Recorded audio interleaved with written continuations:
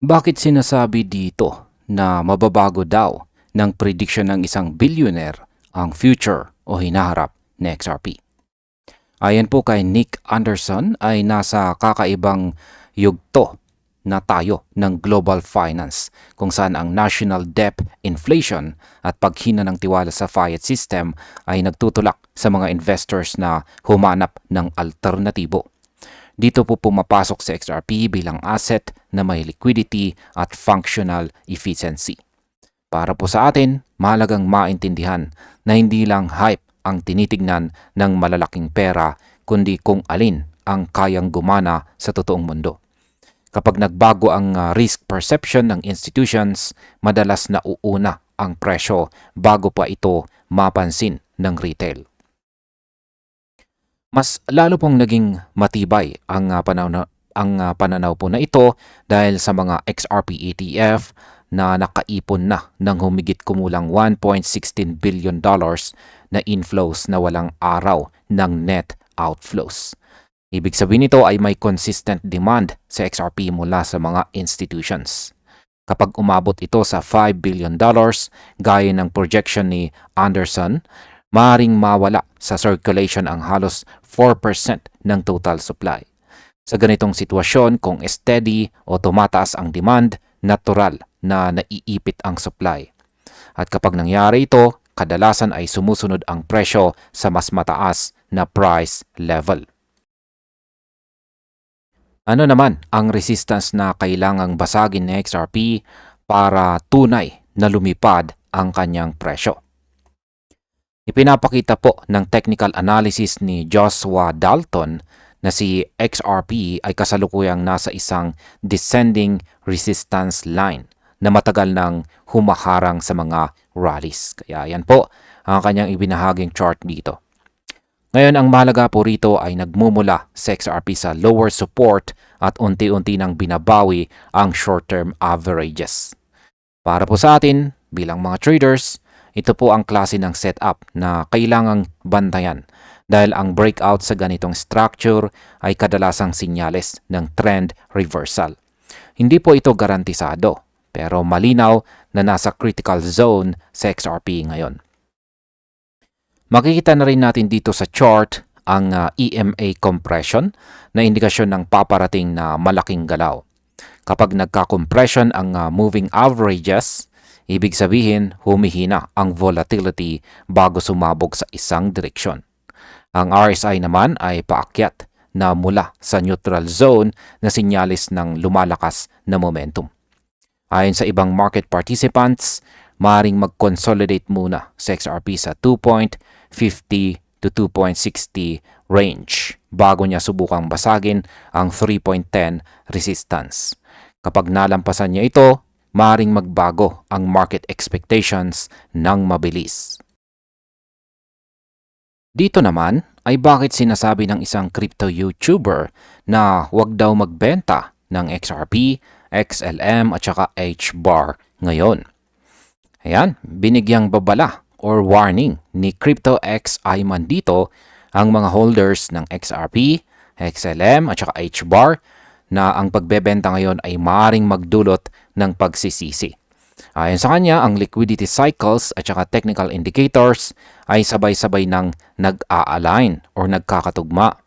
Ibig sabihin nito ay mas mukhang accumulation phase kaysa distribution phase ang kasalukuyang galaw. Para sa atin bilang mga long-term holders, ang ganitong yugto ay kadalasang tahimik bago ang malakas na galaw. Ang mga malalaking players ay hindi nagmamadali, kaya mahalagang maging maingat sa emosyonal na desisyon.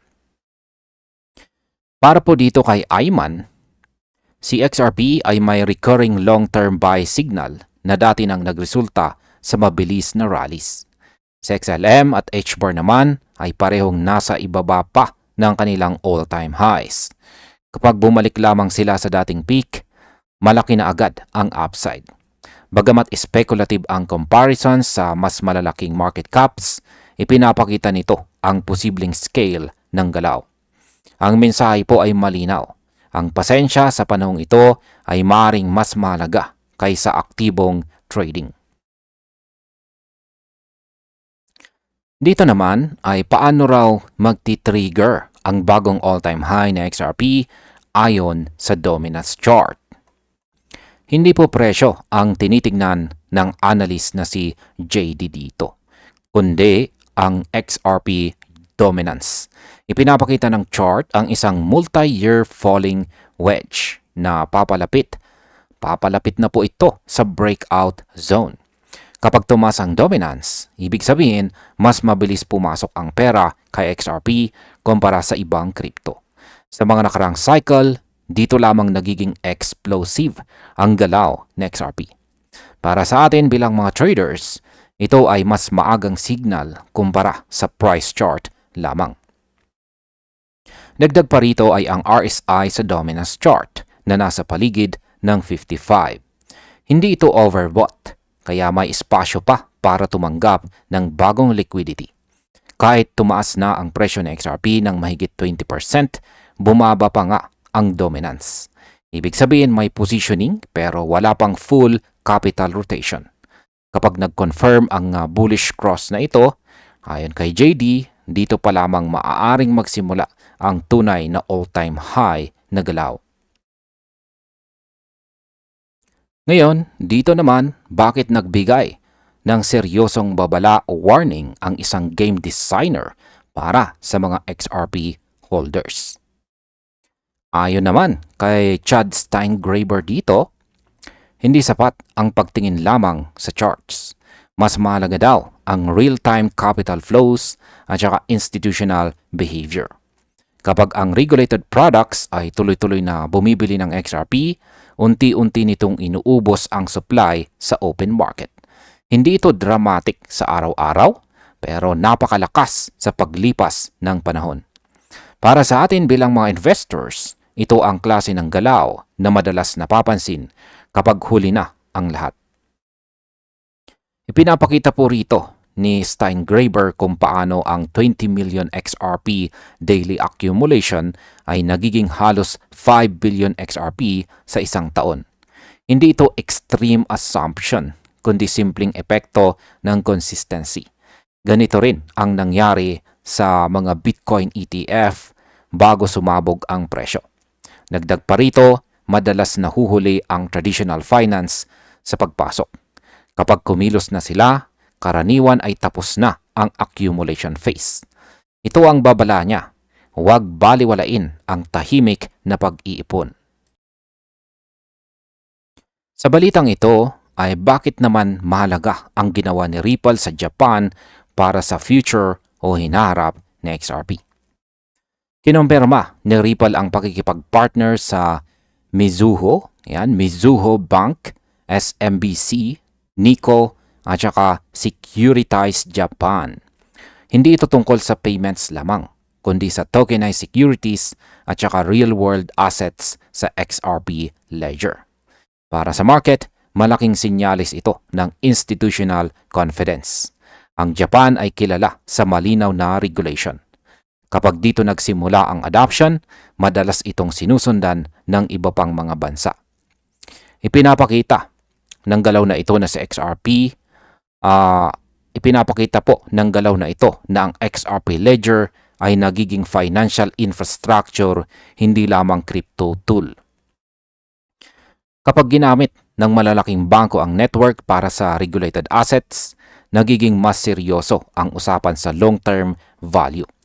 May mga nagsasabing ito ang simula ng institutional DeFi. Bagamat speculative pa, malinaw na lumalalim ang papel ng XRP sa traditional na finance ecosystem. Bakit naman sinasabing nasa laro pa rin ang breakout na XRP pero kailangan ng confirmation? Ayon naman po kay Ripple Bullwinkle, ang kasalukuyang galaw ni XRP ay market noise lamang hanggat hindi nababasag ang 6-month structure. Kahit may mga ETF inflows at saka steady gains, hindi pa ito ang tunay na breakout. Para sa atin bilang mga traders, mahalagang malaman ang kaibahan ng hype at saka structural shift. Ang maling entry sa maling oras ay maaring mauwi sa frustration.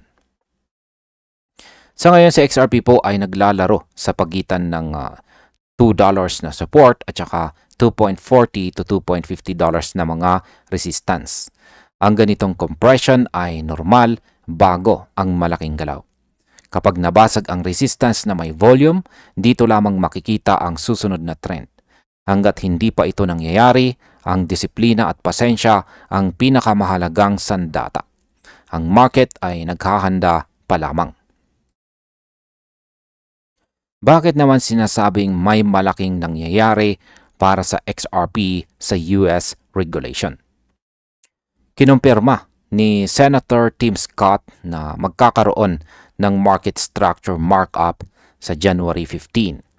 Hindi ito simpleng hearing. Ito ay aktual na pagboto sa mismong batas. Para sa mga XRP holders, mahalaga ito dahil matagal ng problema ang regulatory uncertainty. Kapag malinaw ang rules, mas nagiging komportable ang institutions na pumasok. Ang market structure law ay maaari pong magtakda kung sino ang sakop ng securities at commodities regulation. Para kay XRP, malaking ginhawa ito matapos ang mahabang legal issues. Kapag malinaw ang framework, mas lumalawak ang adoption at liquidity. Hindi pa ito final approval, pero malinaw ang direksyon. Ito ay hakbang mula sa enforcement papunta sa clarity. At bilang panghuling balita, ay ano naman ang magiging epekto kung maging national bank nga itong si Ripple. Ngayon ay lumalakas po ang posibilidad na maging Ripple National Trust Bank ang kumpanya matapos ang conditional regulatory clearance. Ang pagiging national bank ay magbibigay po ng federal supervision at posibleng access sa Federal Reserve rails. Para sa market, ito ay sinyalis ng legitimacy. Kapag ang isang crypto company ay nasa loob na ng core financial system, nagbabago ang pananaw ng institutions. Ayon po sa Gemini Analysis, kung gamitin ang XRP sa custody at saka liquidity ng bank operations, maaaring umabot sa $10 to $15 ang presyo sa loob ng isang taon matapos po ang launch. Hindi po ito garantiya, ngunit utility-driven ang assumption. Ang mahalaga po rito, ang value ng XRP ay magmumula sa paggamit, hindi lang speculation. Sa long term, ito ang klase ng adoption na bumubuo ng matibay na valuation. Sa kabuuan, malinaw na ang galaw ng XRP ay hindi na lang usapin ng hype. May institutions, may regulation at may real-world usage na unti-unting nagtatagpo. Para po sa atin, ang tanong ay hindi kung gagalaw sa XRP, kundi kung handa tayo sa timing. Ang mga signal ay nariyan na, ngunit ang market ay naghihintay ng confirmation. Ang disiplina, kaalaman at pasensya ang maghihiwalay sa nahuhuli at sa nauuna. At hanggang dito na lamang po tayo sa video na ito mga ka-crypto. Maraming salamat sa panonood. Panoorin na rin po ninyo ang ating mga suggested recommended mga videos natin dito.